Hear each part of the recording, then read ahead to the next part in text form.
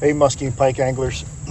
You know, we've made a series of lures for fishing all kinds of different situations, including the Slopmaster spinnerbait, which is very popular with so many of you for fishing in heavy weeds and stuff.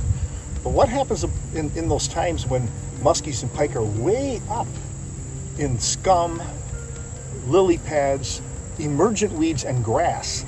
Spinnerbaits won't cut it. They just get gummed up, and you'll waste most of your cast. And bass fishermen, you know, in the past have developed all kinds of weedless lures for fishing in scum and slop. And we're kind of taking a page out of that whole thing. Actually taking a page from way, way, way back into my boyhood and my childhood with fishing weedless spoons, and we have developed the Slopmaster Spoon. I want to talk about a couple of features of the Slopmaster Spoon. As you can see, it's a big dude, number one. Big dude with a big hook, okay? And a titanium, which is cool about this, by the way, it's a titanium weed guard. All the spoons I fished over these, you know, decades and decades have always had a weed guard that after a short period of time, it wears out and it breaks off, and then the lure is basically no longer weedless. Well, that's not going to be the case with this lure, because we built a two-pronged titanium wire guard that constantly springs right back where it's supposed to be. So, that's the way this bait is set up. One other thing I want to talk about here is that weight right there. That weight is in there for a reason. Not only does it hold the weed guard in place, but more importantly, it's like a belly keel on this lure that keeps the lure from rotating. So if you keep a spoon from rotating, it serves two purposes. One, it keeps the hook upright, so it'll go through cover much better, which is the primary thing we're trying to accomplish here.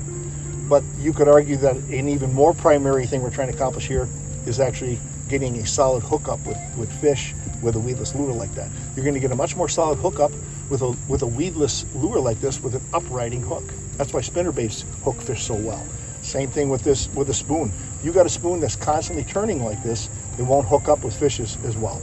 But if that lure is always with the hook is always in the upright position, it'll be like this going through cover, and it'll stay more weedless, and when a fish grabs it, bang, it's going to hook in the upper part, the roof of its mouth almost all the time.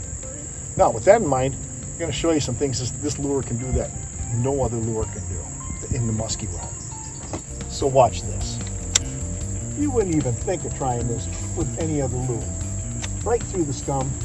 Skim it, just skim it right over the top. Skim it right over the top, because the hook's upright, it's not going to get snagged. Gets clean, let it come down a touch, and then just swim it right to the boat and finish with a figure eight. Now the bait, as you can see, look. So where's the scum?